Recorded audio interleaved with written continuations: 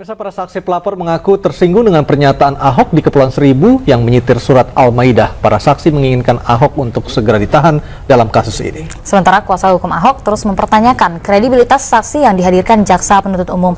Bagaimana perkembangan kasus ini selanjutnya? Kami akan membahasnya bersama dengan narasumber yang sudah hadir di studio, yaitu pakar hukum Frans Hendra Winarta. Selamat sore. Selamat sore, Pak Frans. Apa kabar? Baik, terima kasih. Pak Frans, kalau kita berbicara soal saksi yang diragukan kredibilitasnya oleh pengacara Ahok, sesungguhnya seperti apa nilai kredibilitas saksi nanti di mata hakim ketika akan mengambil putusan dalam sebuah perkara? Ya, penilaian kredibilitas dari seorang saksi yang diajukan oleh JPU misalnya ini, itu akan dinilai oleh hakim tentunya.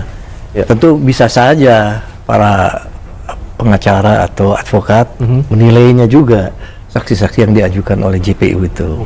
Tapi itu kan subjektivitas dan tugas dari seorang pengacara membela, dia bisa menilai. Artinya memang ada dua kepentingan. Di satu sisi, Ahok dan pengacara pastinya tentunya akan berusaha mementahkan semua dakwaan dengan berbagai cara, termasuk mempertanyakan kredibilitas saksi. Sementara jaksa sudah yakin dengan dakwaannya dan menghadirkan saksi-saksi yang dianggap kredibel seperti itu, Pak. Ya, karena di dalam criminal justice system atau sistem peradilan pidana kita ada dua kubu yang bertentangan, kan? JPU, jaksa, dengan terdakwa dan kuasa hukumnya. Terdakwa dan kuasa hukumnya atau advokatnya atau pengacaranya. Tentu memang sudah di set up hakim yang menengahi ini semuanya sampai nanti memutusnya gitu lah ya. Baik, tapi yang menarik begitu di sidang hari ini seperti tadi untuk Pedri Kasman yang pertama kali pada saat kuasa hukum dari terdakwa ini berusaha ingin menampilkan profil dari saksi pelapor ini justru dimentahkan oleh hakim. Apakah ini tidak merupakan menutup kesempatan begitu dari kuasa hukum untuk menjelaskan seperti apa profil dari saksi pelapor ini? Komentar saya cuma gini aja lah. Yang kepentingan kita adalah sebagai publik atau masyarakat adalah ingin melihat due process of law dalam proses persidangan pengadilan ini gitu loh. Dalam arti kata, kalau due process itu harus seimbang, kesempatannya sama, saksi yang ditampilkan juga seimbang gitu ya, jumlahnya maupun kualitasnya. Nah, kita ingin masing-masing dapat kesempatan yang sama, baik JPU maupun para kuasa hukum dan terdakwa diberi kesempatan yang sama di dalam mengajukan saksi, mengajukan bukti, argumen-argumen hukum, dan seterusnya. Juga mengenai bagaimana dilaksanakannya hukum acara pidana itu. Kita ingin lihat itu semuanya. Jadi apa yang dinamakan fair trial atau due process of law itu dilaksanakan. Itu yang kita ingin lihat. Dan sejauh ini Pak Frans, berdasarkan Bapak udah pengalaman puluhan tahun sebagai seorang lawyer, sebagai seorang pengamat hukum, Bapak melihatnya apakah sudah berjalan dengan sesungguhnya atau berjalan dengan semestinya perjalanan kasus Ahok ini hingga hari ini, Pak, sidang kelima? Jadi saya kira terlalu dini kalau kita menilai ya. Sebaiknya kita tidak menilai dulu, kita lihat saja dan kita berikan komentar yang objektif begitu. Jangan memihak gitu loh ya. Sedapat mungkin para pakar hukum, pendidik gitu kan, dosen hukum dan sebagainya memberikan komentar-komentar yang objektif dan membangun gitu. Jangan sampai melecehkan misalnya peradilannya gitu. Sebaiknya kita menghormati apa yang katakanlah diputuskan atau diargumentasikan oleh para pihak itu harus seimbang gitu. Jangan sampai ada yang tidak mendapatkan kesempatan yang sama. Baik, Pak Frans, ini mohon dijelaskan gitu, ketika kuasa hukum berusaha untuk menjelaskan profil dari saksi pelapor, apakah ini menguntungkan untuk hakim untuk mengetahui kredibilitas saksi pelapor ini, kredibilitas atau tidak, atau adakah kemungkinan saksi ini berbohong atau tidak menurut Anda? Nah, dari situlah hakim mau menilai itu apa yang dikomentari oleh misalnya pihak pembela atau pengacara itu sebaiknya diterima saja sebagai masukan. Mau dinilai silahkan nantinya itu kan pada waktunya gitu loh. Tapi menurut saya kesempatan itu harus digunakan sebaik-baiknya oleh pihak kuasa hukum atau pengacara. Demikian pula oleh hakim. Hakim harus menjalankan yang saya bilang tadi, yaitu fair trial itu. Lagi artinya fair trial itu kalau kita terjemahkan tuh sistem peradilan yang kita laksanakan, acaranya itu harus betul-betul adil dan benar gitu. Pak, kalau kita berbicara soal nilai dakwaan yang tentunya harus dikuatkan lagi dengan saksi-saksi yang dihadirkan oleh JPU. Yang sejauh ini baru saksi pelapor adalah orang-orang yang mereka tidak ada pada saat tanggal 27 September ketika Pak Ahok berkunjung ke Kepulauan Seribu. Sementara saksi lebih kuat di mata hukum adalah saksi fakta karena dia mengalami, mendengar, dan melihat sendiri. Nah, menurut Bapak seperti apa kekuatan para saksi ini untuk menguatkan nilai dakwaan jaksa di mata hakim nantinya? Ya, kalau kita lihat sistem hukum kita, KUHAP misalnya juga di situ dikatakan bahwa saksi yang baik itulah saksi yang mendengar sendiri, melihat sendiri, mengalami sendiri, itu kan merasakan ini semuanya peristiwa itu.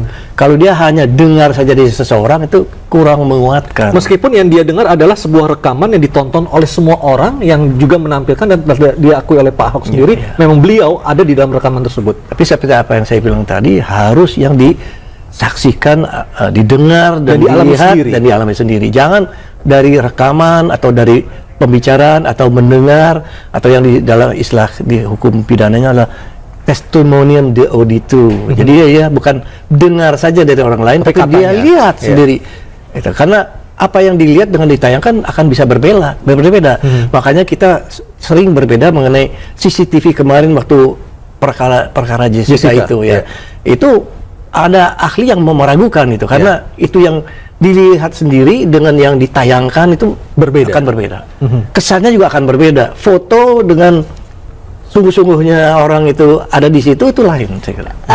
Bisa mengecoh itu. Baik, itu dinilai lain, tapi apakah ketika itu dilaporkan begitu oleh orang yang tidak ada di tempat itu pada saat kejadian berlangsung, tapi video itu menganggap menyinggung begitu perasaan umat Islam yang lainnya, sehingga itu dilaporkan oleh perwakilan dari masyarakat untuk membawa kasus ini ke meja hijau, menurut Anda seperti apa? Jadi begini, pasti akan ada dua kubu. JPU akan menilai kuat, betul. Pengacara pasti juga tidak kuat. Nah, ini harus betul-betul dua kubu ini harus bertentangan, berargumentasi hukum. Hakimlah yang menilai nantinya. Disinilah letaknya setup dari sistem peradilan pidana kita itu. Apakah karena penistaan agama ini artinya semua orang yang beragama Islam punya legal standing, Pak, untuk maju sebagai saksi pelapor, sehingga kualitasnya di mata hukum itu bisa dipertanggungjawabkan, Pak Frans? Jadi gini, kalau kita bicara legal standing ini kan JPU itu yang harus menentukan apakah ada legal standing apa tidak. Orang-orang yang waktu itu menyaksikan, mendengar, dan melihat sendiri itu akan dinilai oleh JPU, nanti kemudian oleh hakim, dan kemudian oleh pihak pengacara. Di sinilah perimbangan itu semua. Baik, tapi apakah mungkin begitu di kasus ini karena ini persidangan masih awal-awal sehingga yang dihadirkan baru saksi pelapor begitu, tapi kita tidak tahu apakah nanti JPU juga akan menghadirkan saksi fakta yang ada di Kepulauan Seribu. Kita akan jeda dulu sejenak, Pak Frans, dan pemirsa, kita masih akan mengulas dialog ini terkait dengan menguji sidang dari Basuki Cahayapurnama sesaat lagi di iNews Petang. Dan pemirsa, telah bergabung bersama kami Sekretaris PP atau Pemuda Muhammadiyah, Pedri Kasman, yang merupakan saksi pelapor yang pagi tadi didengar kesaksiannya di tengah persidangan di auditorium Kementerian Pertanian Ragunan, Jakarta Selatan. Selamat sore, Mas Pedri. Sore, Assalamualaikum warahmatullahi wabarakatuh. Berapa jam tadi didengar kesaksiannya Anda? Lebih kurang 3 jam, Mas. Dan pertanyaan tentunya lebih baik datang dari kuasa hukum Ahok? Iya. Apa saja pertanyaan-pertanyaan yang menurut Anda mempunyai bobot yang sangat tinggi yang ditanyakan oleh Ahok maupun kuasa hukumnya? Pertanyaan pertama tentu yang berkaitan dengan kenapa kami melapor. Ya. Apa jawaban Anda? Jawaban saya jelas, kami melapor karena adanya kalimat saudara terdakwa itu dibohongi pakai surat Al-Maidah 51 dan seterusnya gitu ya. Kemudian di akhirnya ada lagi kata-kata dibodohi gitu ya. Jadi kami fokus di kalimat itu, bahwa pada kalimat itulah kami menduga terjadinya dugaan penodaan terhadap agama Islam oleh saudara terdakwa. Apakah ditanyakan juga dari mana Mas Pedri bisa mendapatkan atau mengetahui ada kegiatan Pak Ahok di Kepulauan Seribu itu? Oh ya, saya jawab dari video yang saya dapatkan dari YouTube. Itu video yang diunggah Buniani atau dari Pemprov DKI Jakarta? Dari Pemprov DKI Jakarta. Artinya video yang full, bukan video video full, durasinya 1 jam 48 menit 33 detik. Full dan tidak ada pengeditan sama sekali. Sesuai dengan yang sudah dianalisis oleh Puslapor Mabes Polri yang ketika disampaikan di gelar perkara. Nah, di luar persidangan kita mendengar banyak sekali pertanyaan-pertanyaan yang menyangkut kredibilitas para saksi. Dari sisi Anda sendiri, apa kredibilitas yang dipertanyakan dari Ahok maupun kuasa hukumnya terhadap sosok Anda? Ya, tadi memang ada beberapa pertanyaan dari pengacaranya terdakwa tentang pribadi saya dan termasuk yang berhubungan dengan pimpinan Pusat Pemuda Muhammadiyah. Saya jawab secukupnya karena sebenarnya saya tidak punya tanggung jawab untuk menjelaskan terlalu jauh tentang pribadi saya karena saya adalah saksi pelapor gitu ya. Dan majelis hakim pun bersikap seperti itu. Jadi sepertinya kami ini mohon maaf sangat menyayangkan kepada para pengacaranya Ahok ya. Mereka sengaja membongkar identitas para pelapor kemudian membelafinnya di media, menjadikan opini publik gitu ya. Ini sangat kami sayangkan. Meja persidangan jangan dimanfaatkan sebagai kendaraan politik untuk beropini gitu ya. Baik, Pak Frans, apakah etika seperti itu dibenarkan oleh seorang pengacara maupun terdakwa yang membongkar tadi seperti Mas Freddy bilang, membongkar sisi pribadi dari saksi pelapor, apakah itu dibenarkan? Yang saya tahu ya tugas pengacara itu kan mencari celah hukum dari satu tuntutan, dari satu dakwaan, dan kemudian nanti tuntutan itu kan. Saya kira masalah-masalah pribadi harus tinggalkan dulu, apalagi menyangkut latar belakang seseorang. Saya kira jangan sampai begitu. Sebaiknya pengacara itu memegang kode etik itu dan menyatakan sesuatu yang menurut hukum itu patut Baik, celah hukum seperti apa yang mungkin patut untuk dibuka di persidangan? Misalnya gini, kalau latar belakang pendidikan nggak jadi soal, Ya. tapi latar belakang dia memperoleh penghasilan dari mana, untuk apa, saya kira jangan itu. Apakah ada pertanyaan seperti itu, Mas Freddy? Tidak sih, tapi mereka salah satunya misalnya mau memutar video yang ada di Facebook saya. Saya bilang itu silakan saja diputar. Tapi alhamdulillah Video tentang apa? Video yang terkait dengan kasus ini atau video? saya tidak tahu apakah terkait atau tidak, tapi majelis hakim tidak mengizinkan. Karena jelas itu tidak relevan dengan kasus gitu ya. Karena kasus sekali lagi kami melaporkannya berdasarkan penggalan kalimatnya itu pada menit 22 pada menit 20 lewat 20 detik sampai 20 sampai 33 detik. Itu saja. Jadi kami fokus di sana. Jadi tidak ada hal-hal lain yang tidak relevan, tidak perlu dibahas dalam persidangan. Dan banyak lagi hal-hal yang tidak relevan yang dipertanyakan oleh pengacaranya terdakwa. Misalnya tadi soal bagaimana Anda mengambil keputusan untuk melapor di pimpinan pusat pemuda Muhammadiyah. Itu kan persoalan internal kami ya. Dan Anda melapor bukan atas nama pribadi tapi institusi kan? Iya, institusi pemuda Muhammadiyah. Itu kan bagaimana cara kami rapat segala macam kan nggak perlu dipertanyakan. Yang jelas kami melapor, ini ada alat buktinya, ini ada konten yang ingin kami laporkan, silakan diproses oleh majelis hakim gitu ya. Baik. Nah, hal-hal kecil juga yang tadi sempat Anda katakan bahwa berusaha untuk menampilkan profil Facebook Anda misalkan seperti itu. Nah, ini apakah ini tidak terlewat batas menurut Anda, Pak? Saya kira gini aja ya.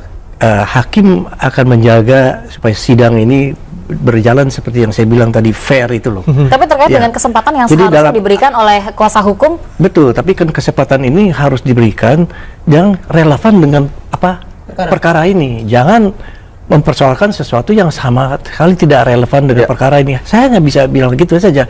Sebab saya tidak mengikuti acara persidangan ini dan saya tidak tahu secara material itu bagaimana, tapi yang saya pikirkan adalah sekarang mengenai bagaimana fair trial itu sistem peradilan yang fair dan adil itu bisa terjadi gitu loh. Jadi kalau ada hal-hal yang sifatnya pribadi tidak relevan dengan perkara ini, sebaiknya hakim melarang itu. Mas Fredry, ketika Anda sudah keluar dari ruang persidangan, masih ada beberapa orang saksi lain didengarkan keterangannya pada hari ini. Oh iya, ada 3 orang lagi. Apakah di antara mereka juga mengalami hal yang sama dengan Anda? Ada pertanyaan-pertanyaan yang tidak relevan sesungguhnya dengan kasus yang sedang dihadapi oleh Ahok? Saya kurang tahu karena yang tadi saya berangkat mereka belum keluar, tetapi saksi-saksi minggu yang lalu juga sama seperti itu. Baik, tapi Anda apakah mengenal dengan saksi pelapor yang lainnya yang diperiksa pada hari ini? Oh, mengenal, karena kami tadi kan dipertemukan dalam satu ruang saksi sebelum masuk ke ruang sidang. Baik, kenalnya pada saat ini saja atau sebelum-sebelumnya juga sudah mengenal? Pernah. Ini kan semenjak kasus ini bergulir kan ya sering ada pertemuan-pertemuan segala macam ya, biasa ya. Dan ketika Anda tadi sudah mengikuti jalannya persidangan, sejauh ini apakah Anda masih merasa yakin dengan dakwaan JPU bisa nantinya membuktikan Ahok bersalah atau justru seperti apa? Saya justru semakin yakin karena terbukti tadi kuasa hukumnya Ahok sama sekali tidak bisa mengungkapkan bahwa Ahok tidak terbukti melakukan itu. Jelas ya, dari sidang pertama Ahok sudah mengakui bahwa di video itu adalah dialah yang mengucapkan kalimat itu gitu ya. Dan sama sekali satu pun tidak ada yang bisa dia bantah dalam fakta itu. Hanya dia tadi berlindung dari sisi kesengajaan, niat gitu ya. Saya katakan soal niat itu nanti biar dijelaskan oleh saksi ahli. Setelah ini kan akan ada pemanggilan saksi ahli. Tetapi yang penting alat bukti itu ada. Dan tadi saya juga sampaikan beberapa bukti pendukung. Di antaranya adalah ada buku saudara Ahok itu yang berjudul Merubah Indonesia. Itu pada halaman 40 juga ada pernyataan Ahok tentang surat Al-Maidah ya. Kemudian ada video beliau dalam sebuah acara di Partai Nasdem juga menyinggung surat Al-Maidah. Artinya dalam frame berpikirnya Ahok ini sudah banyak itu anggapan bahwa surat Al-Maidah ini akan mengganggu dia gitu. Maka terucaplah kalimat itu. Karena acara di Pulau Seribu itu kan sebenarnya acara sosialisasi tentang budidaya ikan kerapu. Kenapa tiba-tiba dia muncul kalimat Al-Maidah itu? Karena kan dia membahas tentang pilkada. Jadi sudah dalam otaknya itu, dalam pikirannya itu sudah ada bahwa surat Al-Maidah itu menjadi gangguan bagi dia. Baik. Pak Frans, apakah pernyataan Ahok sebelumnya soal surat Al-Maidah itu bisa menjadi pertimbangan hakim dalam memutuskan perkara ini nantinya? Pasti akan menjadi pertimbangan, apalagi kalau ini dianggap sebagai delik formal gitu. Artinya bukan hanya dilokalisir hanya pada saat kejadian di Pulau Seribu saja, tetapi juga bisa meruntut ke kejadian-kejadian sebelumnya seperti itu? Tentunya peristiwa yang terjadi di Pulau Seribu lah menjadi inti persoalan ini atau inti dari perkara ini. Nah, itulah yang harus betul-betul dieksploiter oleh hakim ini, baik dari keterangan dari JPU maupun keterangan dari pembela, harus dikombinasikan, dan dia harus, hakim itu akan mengambil satu sikap mana yang lebih katakanlah lebih berat itunya. Condongnya kemana? Condongnya kemana di dalam memutus itu. Dan terkait dengan dia harus betul-betul netral dalam hal ini, yang tidak boleh berpihak. Itu yang disebutkan independensi hakim dan imparsialitas. Artinya independen, dia tidak boleh pengaruh oleh siapapun juga dalam memutus ini. Termasuk tekanan publik tidak boleh berpengaruh. Ya, betul. Dan juga tidak boleh dia ada sikap yang memihak kepada salah satu. Betul-betul harus netral. Nah, inilah yang kita ingin lihat satu hari diputusnya bagaimana gitu. Baik Pak Frans, ini kan ada istilahnya faktor kesengajaan atau tidak begitu, dan faktor kesengajaan ini juga harus dibuktikan. Tapi apakah faktor kesengajaan ini juga bisa jika kita cerminkan dengan yang lalu-lalu begitu, seperti buku yang sudah mengutip Al-Maidah ayat 51 dan juga pada saat pidato juga menyebutkan Al-Maidah ayat 51, apakah ini juga tidak bisa langsung ditarik ketika ini bukan merupakan suatu kesengajaan karena Al-Maidah ayat 51 ini sudah berulang kali diucapkan sebelumnya? Ya, seperti saya bilang tadi, penistaan agama atau sekarang ini saya artikelen dalam arti pasal sesungguhnya itu dari pasal ini adalah sebetulnya itu delik formal sebetulnya, tanpa kesengajaan pun bisa dibuktikan salah gitu loh. Itu kan kalau itu dilakukan oleh seseorang di depan publik, karena ini menyangkut sesuatu yang sensitif sekali, yaitu mengenai agama gitu loh. Saya sih hanya mengutip para pendiri republik ini dulu sudah bilang, antara lain Bung Hatta ya, yang mengatakan bahwa sebaiknya dalam berpolitik itu tidak membawa agama. Jadi dia percaya kepada apa yang dinamakan dalam bahasa Inggris dibilang separation between church and state, atau pemisahan antara negara dengan agama gitu, atau dengan gereja kalau di barat itu. Nah, jadi itu tidak boleh dicampur adukan. Kalau berpolitiklah nggak ada pengaruh agama. Nah, sekarang kan bola ada di tangan hakim, bagaimana nanti hakim bisa memilah-milah untuk menentukan keputusannya condong ke dakwaan JPU ataukah pembelaan dari Ahok dan juga kuasa hukumnya. Nah, sekarang yang menjadi pertanyaan Pak Frans adalah bagaimana cara hakim atau cara persidangan nantinya bisa menguji adakah niat dari Ahok atau dari terdakwa untuk sengaja atau tidak sengaja, itu seperti apa? Nah, saya kira jangan nanti play-doh-nya dari si dari pembela, dari si kuasa hukum. Sebaiknya tuntutan dari jaksa bagaimana, masing-masing akan berargumentasi. Nah, disinilah hakim nanti akan menimbang-nimbang mana yang lebih kuat ya. Apakah tuntutan si jaksa bisa membuktikan apa yang dia tuntut, dan berbagai pembela juga membela si kuasanya itu si gubernur itu, gubernur nonaktif yang nonaktif itu. Jadi semuanya tergantung dari putusan hakim. Kita ingin lihat bagaimana putusan itu yang saya bilang tadi fair betul-betul dan berdasarkan imparsialitas dan independensinya. Jadi jangan ada pengaruh dan ada keberpihakan. Itu yang kita ingin lihat sebetulnya sebagai publik. Baik Pak Frans, terima kasih atas waktunya berbincang sama kami di Anyus Petang. Mas Pedri juga terima kasih atas waktunya.